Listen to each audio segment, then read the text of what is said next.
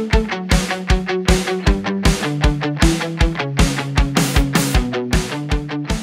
you so much.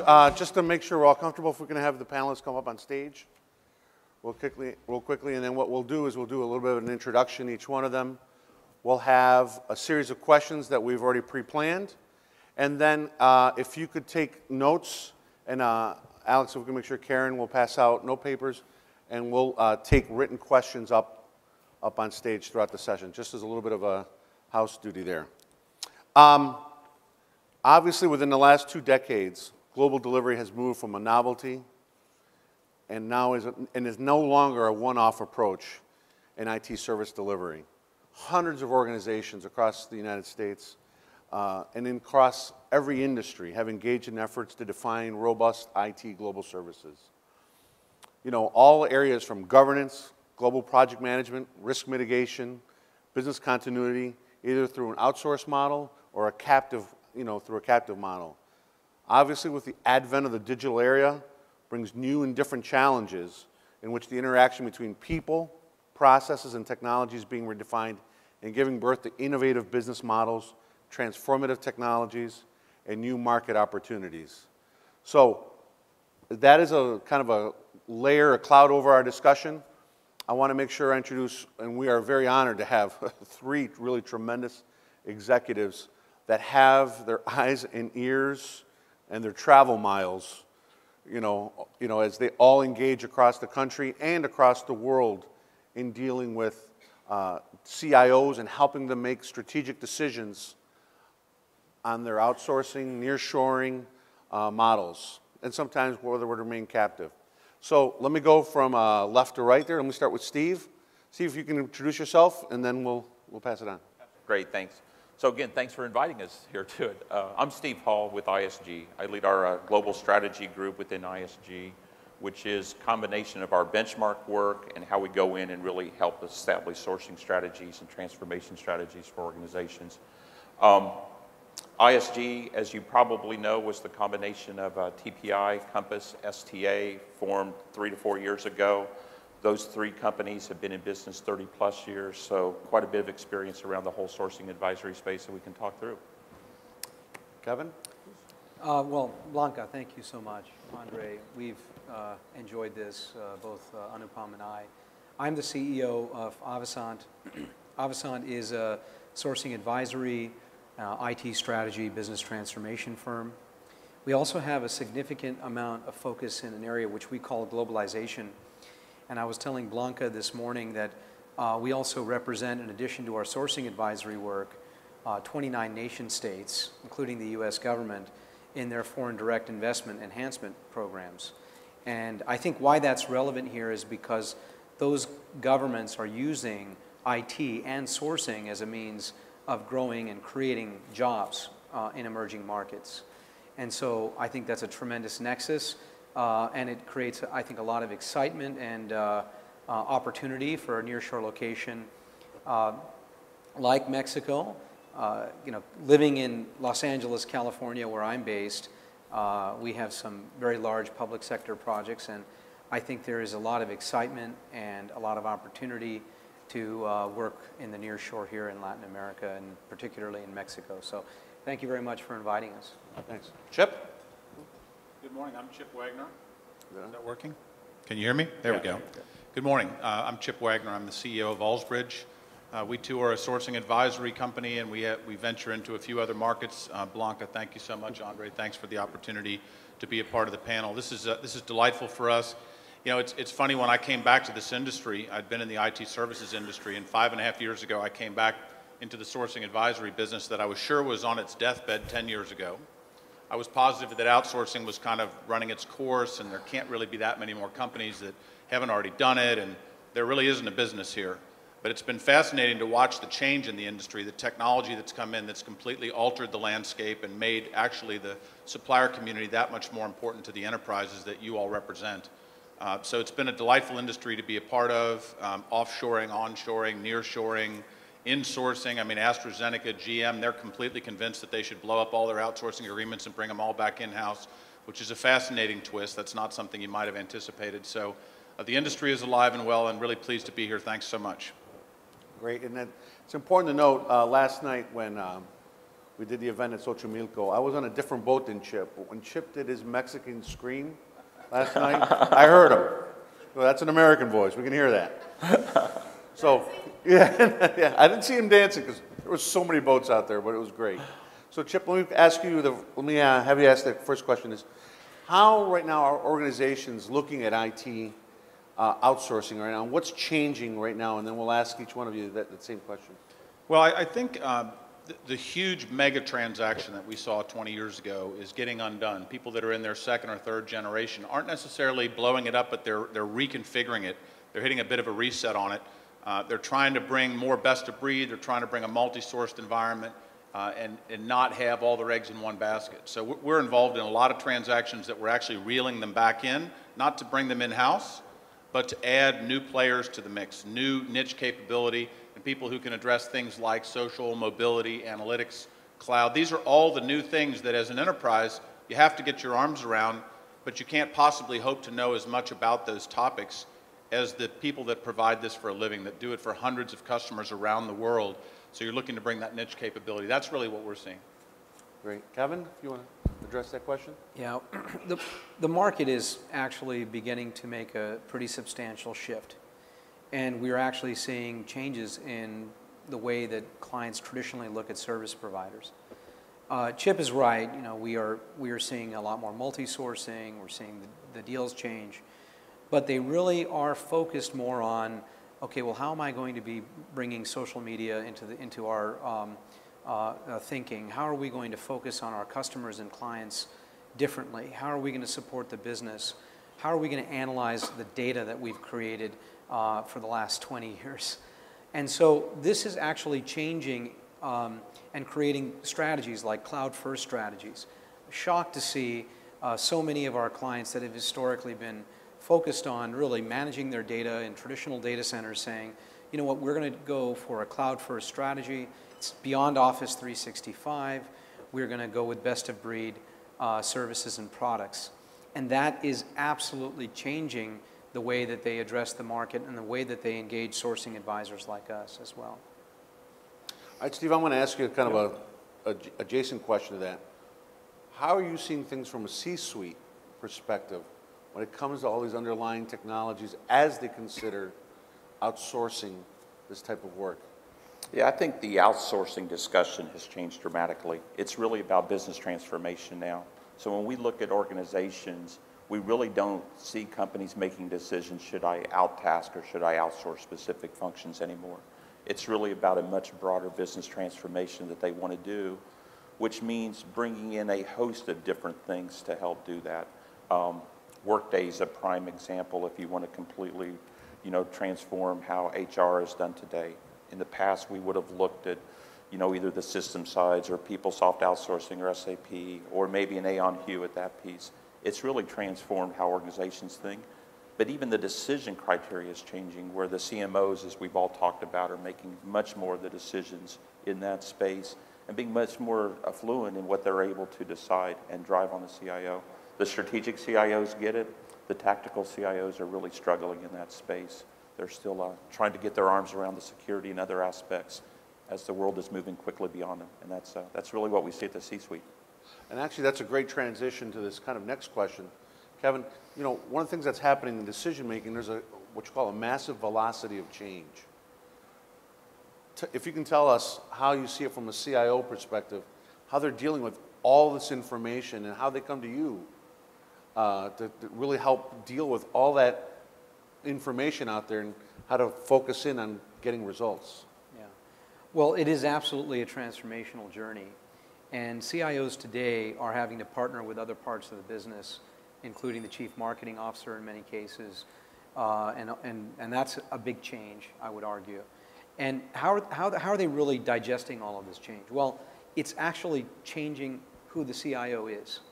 So the CIO today, and we've seen over the course of the last 10 years, CIOs lose their jobs. We've seen a lot of rotation in the industry. We've seen our own clients move from one client to another. And the new breed of CIO is what's emerged. And this is a highly business-focused, social media conversant individual who is working with the business.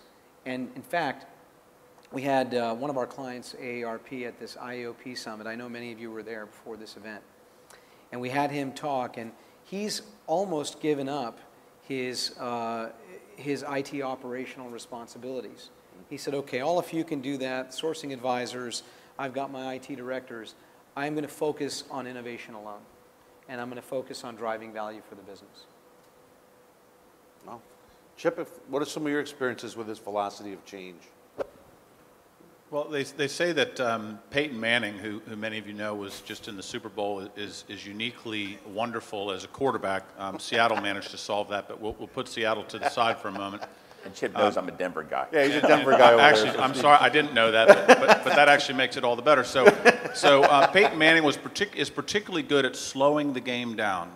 He sees the football game in slow motion, which really wonderful professional athletes of all types have always been able to see the game in slow motion. Barry Bonds could see a baseball spin the way that none of us can see a baseball spin, so he knew what was coming at him. The job of the CIO is to slow the game down for the enterprise colleagues that you have, the CMO, the CFO.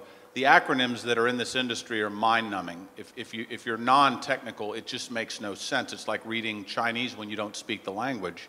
And so the job of the CIO is slow the pace of change down, interpret these acronyms, and bring it to a business level.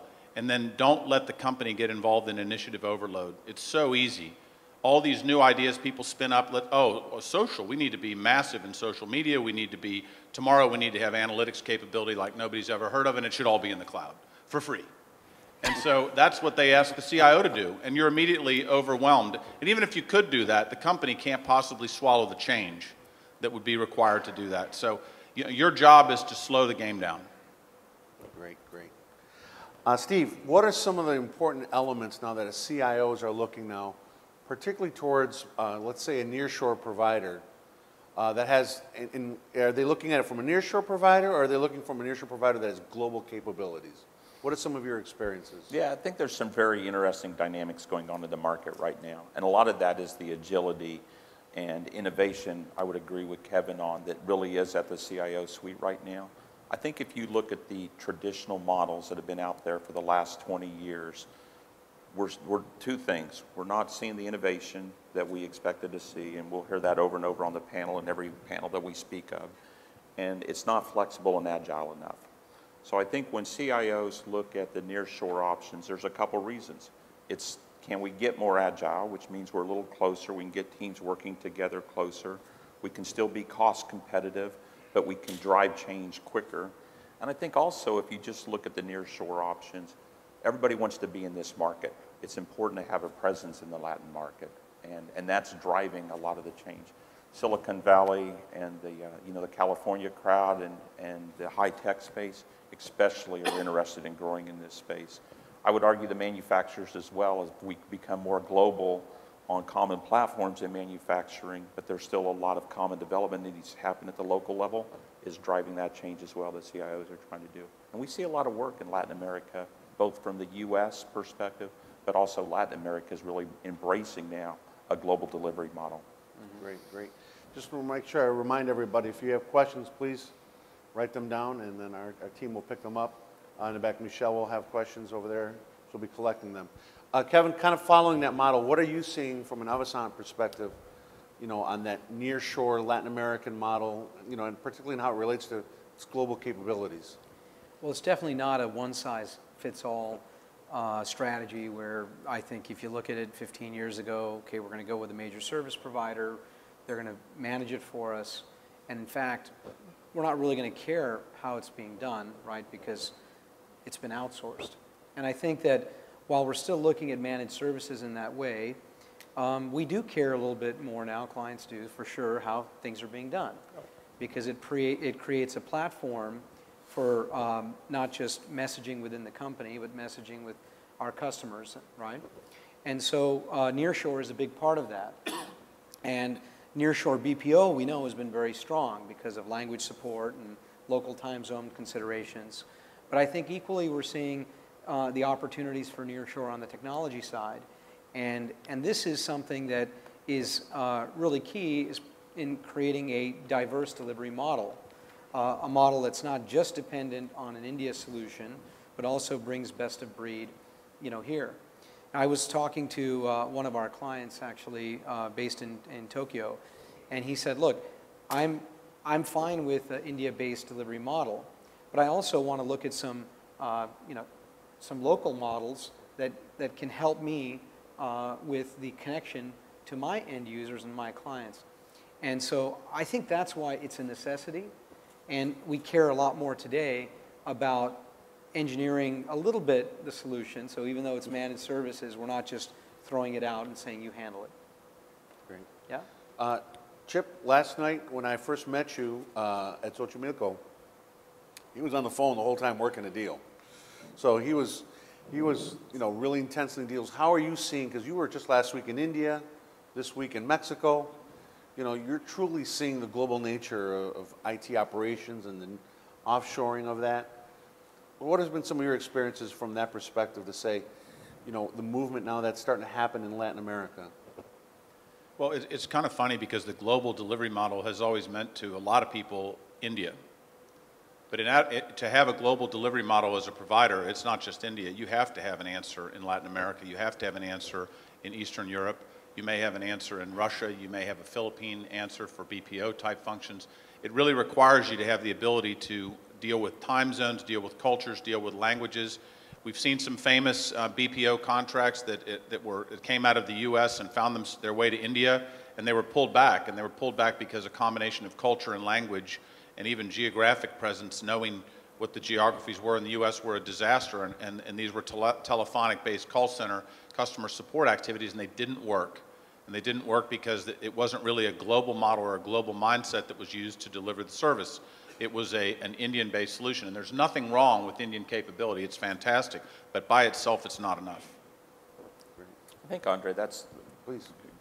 I think we're bringing up a really good point here. We're seeing, and Kevin really hit on as well, we're seeing clients make decisions to move work to LATAM for lots of reasons.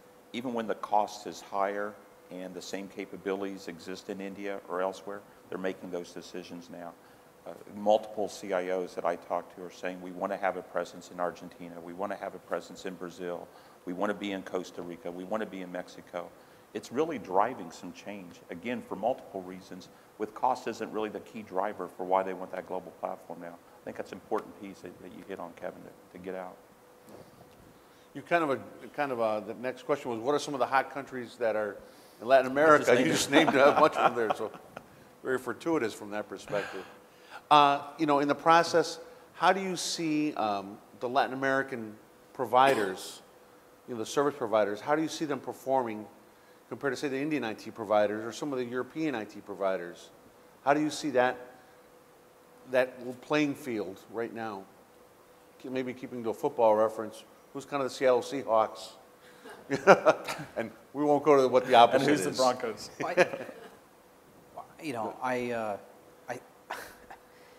It's a diverse market, okay? So there are many leaders in the market, right? And if you look at this, if you look at Colombia, if you look at Uruguay, if you look at Mexico, we've been now focusing on Latin America for about a decade, okay? And every country, okay, has, its own sort of leaders, okay?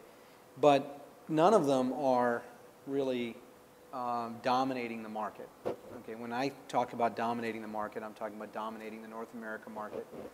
When you look at large-scale buyers, they're looking at companies over $5 billion a year. They're looking at a global delivery model where they might partner with one of these entities, but they're not looking at them as a real competitor, other than projects on the margin. So how does that change? Well, I think there will be consolidation in the Latin America region. I suspect that it's going to happen sooner rather than later. So that's one thing. Two, we are seeing certain companies like Softech really emerge, and that's really fantastic. And they have the relationships, like you do, with the government, which I think also support that as well. But it is today, I would say, a highly scattered field. So I think it would be it would be unfair to say that there's 3 top leaders in the space. Yeah. So, Did you want to go ahead. add to Yeah, that? I would, it's interesting because I think CIOs and leaders right now look at it more as a region than specific Yeah. suppliers. That's I right. think it's really, because if I think of all the big suppliers, they're in the region as well. You know, TCS has a huge presence here. IBM has invested heavily in Latin America. And generally, it's kind of interesting because when you think of the end-to-end providers, everybody has their favorite. But that really grew from sort of the penetrate and radiate strategy and who they grew up with, right? CIOs now are really saying, I want to be in this region for these 3 or 4 different reasons, and what's the best way to enter that region? We don't really get into a big discussion about specific service providers in that region, more about the vertical capabilities that's and right. stuff. I Yeah, it's completely interesting agree how with this you. market is being perceived. I agree. Chip, do you want to add to that? Maybe just one comment. As you think about a region and you think about the Latin American region, if your need to get into this region is about the region, then when you think about the teams, right, on a given day, I mean, all of the providers who are in the region, if they send you their A team and they execute, they're awesome. If you get their C team and they don't execute against the A team of the other provider, well, then you have Seattle and Denver. If you need somebody, though, from the region who's homegrown, then you need to look at those that might have grown up in the region, because that'll be a distinct differentiator for someone like Softtech who's grown up in the region. If it's really important to understand the nuance and the culture at a really strong level, someone who's come in from outside of the region, they'll hire some local people for sure, but they'll be imposing a company culture. So you need to maybe think about that aspect if it's all about in region. If it's a global delivery question, then maybe that advantage is a little bit less. But think about where the home team grew up. But I will say that from a provider point of view, it's impossible for us to rank providers ever. To the point I made earlier about it, if they all sent their A team, then we can have a conversation about maybe why there might be a differentiation from one to the next. But it's as much about which team you get as it is about which provider you get. Chip, you're still feeling bad about the Super Bowl? I actually, my team is the Cincinnati Bengals, so we watch the Super Bowl every year. We never go. Well, coming from one of the 3 NFL teams that's never been to the Super Bowl, Detroit Lions, I feel your pain. So we'll see how it goes from there. We've been twice. Yeah, you have been. Actually, in Pontiac, in Detroit, outside Detroit. So one of the questions, Chip, let me come back to you on this, is what, you talked about this outsourcing. What are some of those trends, particularly in transactional size? The terms that are involved with it. Is it a single? Is it a multi-year, multi-source kind of deal? What's the landscape looking right now, and where do you see the landscape going?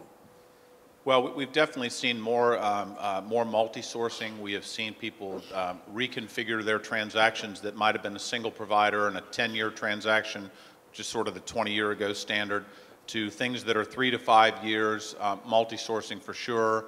And that makes all kinds of sense. I mean, as more and more technological nuance comes in, as the SMAC market becomes stronger and stronger, firms will differentiate on certain elements of those technology stacks, and that'll be somebody from a best-of-breed perspective that you might want to employ on your team. So shorter term, more multi-sourcing is what we're seeing, and a lot of reconfiguration of old transactions with a small smattering of repatriation or insourcing happening as well. Kevin?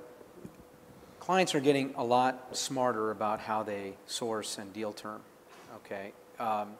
If you look at, let's say, a public utility or a government, they can't still do 3 to 5 years. It takes them 18 to 24 months just to get into a contract.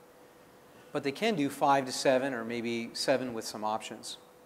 The point is, it's not a one-size-fits-all anymore, where we went from huge long-term deals, 7 to 10 years, and then we kind of moved back and said, no, we have to have short deal terms. They need to be 3 to 5 years. And I think now it's, again, clients getting smart, what makes sense for my business, and definitely shorter deal terms continue to be the trend. But for large organizations, they just can't continue transforming also in a 3 to 5 year timeline. So what else are we seeing? We're seeing that clients pretty much already know who they want to work with. They're 2nd to 3rd generation outsourcing transactions. They have a set of providers that are incumbents. And as a sourcing advisor, we're fortunate if we can even offer one alternative in the mix, right? Because they may already be working with company A, B, and C, and they want to just kind of compete those three. So we sometimes can bring in a fourth, but certainly not offer them a whole set of new providers. Deal size is critical. You know, I mean, you're not going to multi-source a, you know, $5 to $10 million a year deal, right? So we're going to multi-source larger transactions, and that's where we are north of $20 million a year in spend. So again, all of this means is that there's not a one-size-fits-all. The clients are becoming a lot smarter to this, and they're really trying to analyze the business scenarios as to what's the best approach for them. And strategy, sourcing strategy today in our firm has become a real focus, because clients are investing in that. Again, they realize they did things wrong maybe the first time, and they want to do it right the next time. So I think I lead the emerging technologies group for ISG as well. So we kind of take strategy and emerging technologies and put them together. The interesting thing that I see is the pace of change is so rapid that it's impacting the decision criteria for CIOs. And I think that's what's driving a lot of the 3 to 5 year deals that we see, because it's really become the norm. All of us reported in our index and our quarterly reviews. It's because it's a big phenomenon. It's hard to take, for those of us that have been in this business so long, and say, you know, 7 to 10 years was the norm, to take these billion-dollar deals and say we're going to bring them down to 3 to 5, and all the assets that used to be in play aren't in play anymore. It's very interesting how that pace of change is happening. And, you know, as I see more and more what's happening in that space, I think there is this pause button right now on what's the future going to bring. And I think if you look at players like Amazon that are entering the space and now have, you know, financial approval, SEC approval, federal approval, you know, you're going to see more compute moving to the Amazons of the world. You're seeing the big explosion of SaaS providers. And if you look at where service providers are investing their money, they're investing their money in BPaaS solutions. They're investing their money in, let me take it cradle to grave, from the platform to the business processes. And, you know, service providers are smart. Blanca, you're going to make right investments where you see the market is going. You're just not going to catch the whims, right? If that's where the money is going, clearly the top guys in that market think that that's where the investments are going to pay off. And we're seeing that BPaaS market sort of evolve. I think we're in for a wild ride, quite honestly, for the next, probably the next 10 years, certainly the next 5 years, because the pace of change is happening so quickly. And I think CIOs honestly feel it. It's not the hype that it was, you know, 3 to 4 years ago. We're seeing real deals now, which is making a difference in that space. Great, great. I'm going to start taking questions from the audience here, because, you know, you have the most important questions, so please keep writing them down, passing them on. Oh, the first question is kind of two questions in one. What are you seeing with clients that have unique security requirements? This company here, they do classified research, but they don't want to own a data center. The security requirements change the math on the in-source, outsource decision. Are people splitting out confidential information in their data centers and then pushing commodity services to the cloud in Latin America? What is your viewpoint on that, Chip? Well, security as an issue is another one of these things that is changing at an amazing pace. That the capability of the sort of cyber thief and the folks that want to crash in through your network and steal information that they can monetize in some fashion illegally is becoming, it's a business all in and of itself. We have two pretty significant retailers in the U.S. that experienced very bad breaches in the Christmas season, both the very upper end retailer Neiman Marcus and sort of the everyday, you know, huge retailer Target.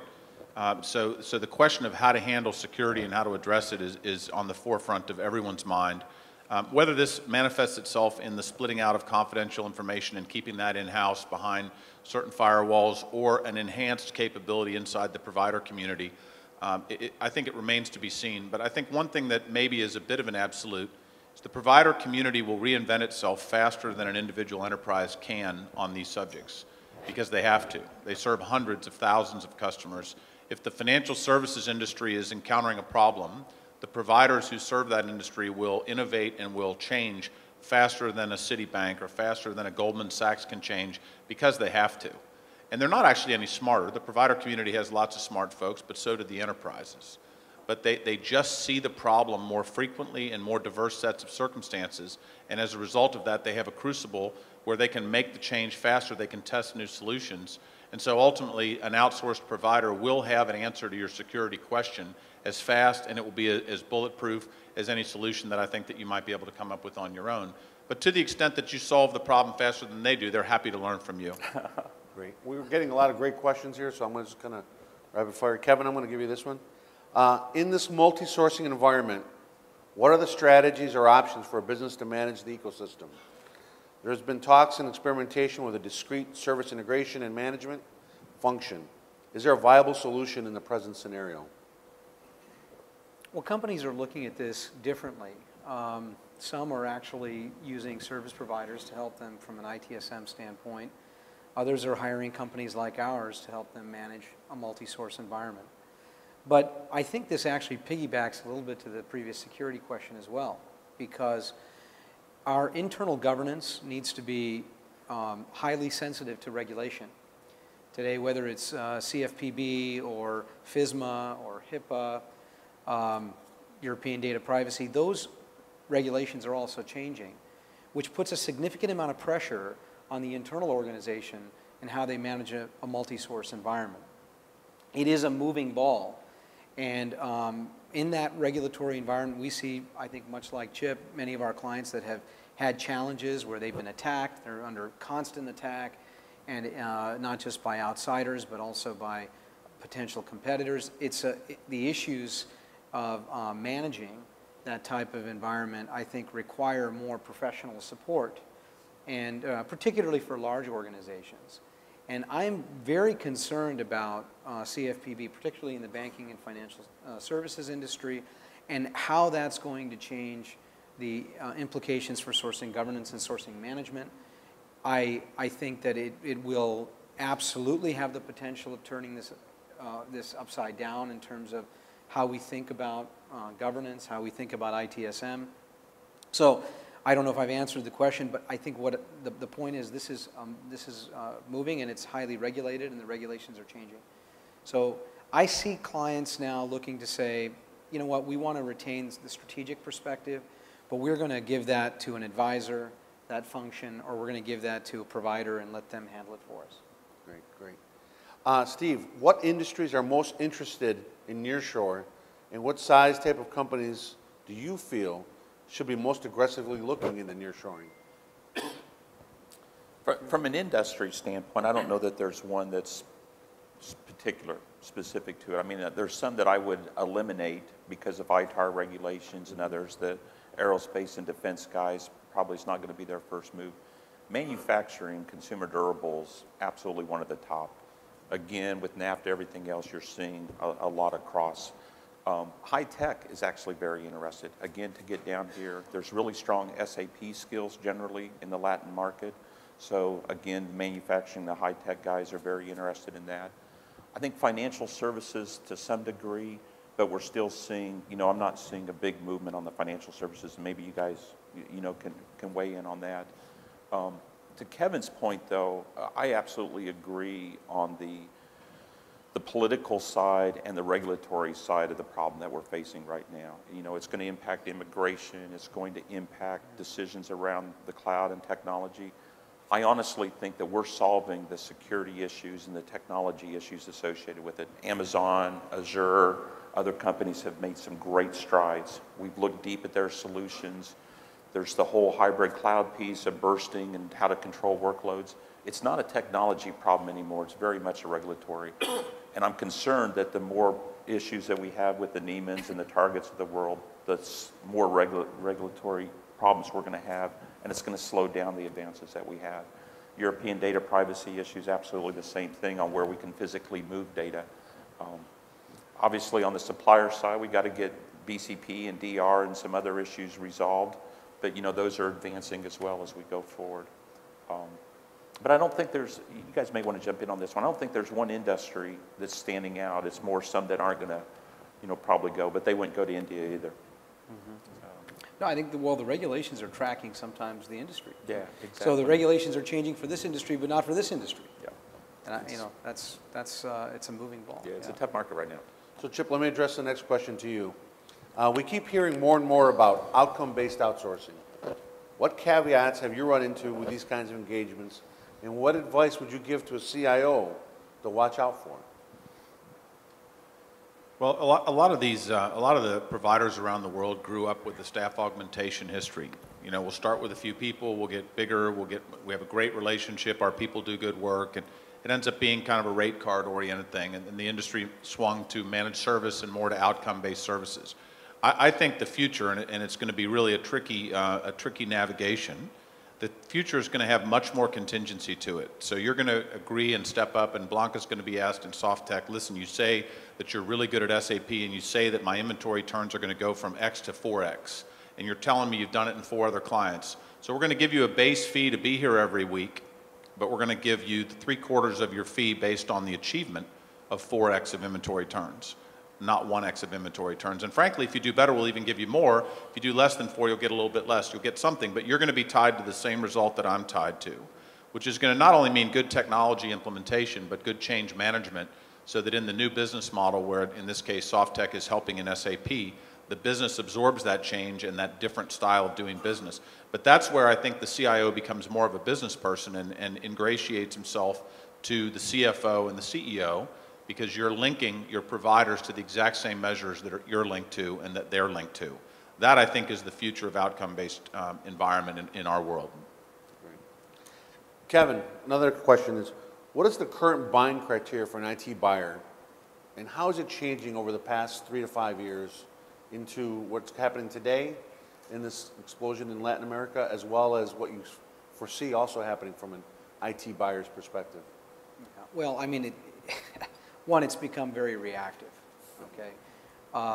We have IT buyers, I'm going to use the word CIO, completely reactive to all the various different things going on in his or her organization.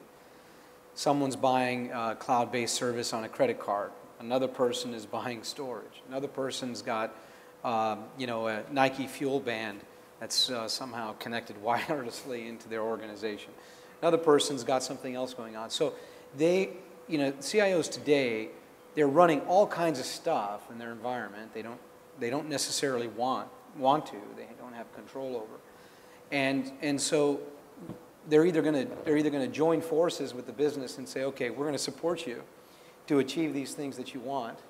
We're going to give you the kind of applications that you want for mobility, so our sales force can do what they want to do, and we're going to drive that direction. Or we're going to kind of stay in the old paradigm. So I think that what's really changing for the buyer today, the IT buyer I think we talked about, is that buying decisions are moving somewhere else, right?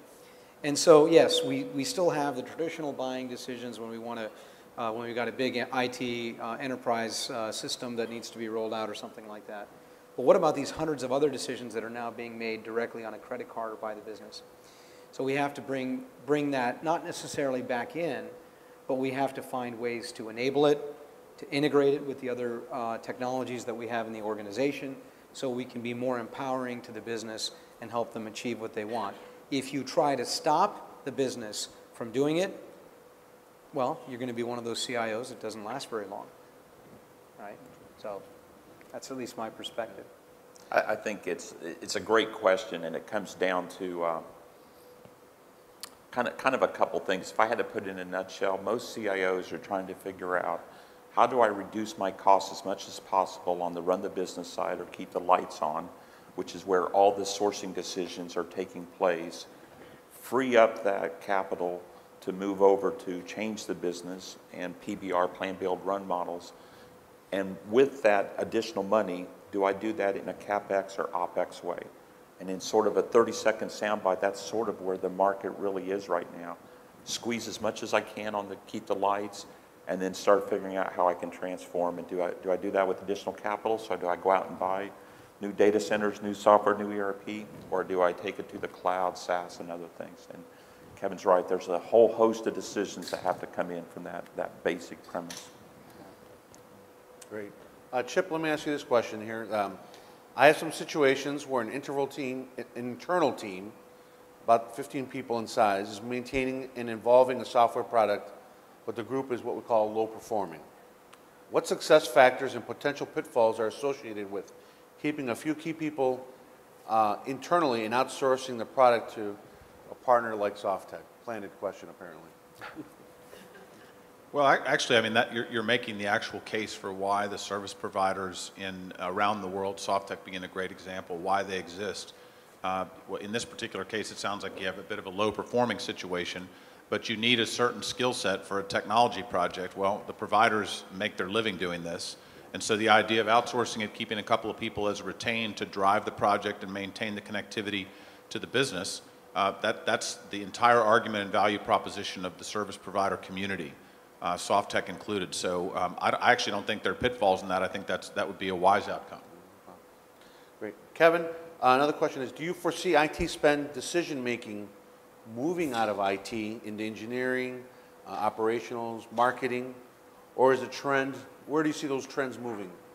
Yes, it's already happening. I think that's what we've been talking about, right? So there's tremendous movement into marketing, and depending upon whether you're a research firm or pharmaceutical firm, directly into the business lines, because IT is becoming more easily consumed at a business level, which means that you don't have to go to some centralized IT to get the benefit of technology and technology-enabled services. So absolutely. What does that mean for IT and the future of IT? On an organizational basis, we have to become more strategic. And I think, you know, it's interesting, I just hosted this panel at IAOP of 4 CIOs, and they all said the same thing. They said, look, at the end of the day, we have to embrace the business. We have to change what we're doing. It's not about the IT buying decisions. It's about creating a strategic roadmap for the business so we can achieve what we want to. But the answer to that question is absolutely yes. Great. Budgets are going to shrink, and there's nothing we can do about it. Great.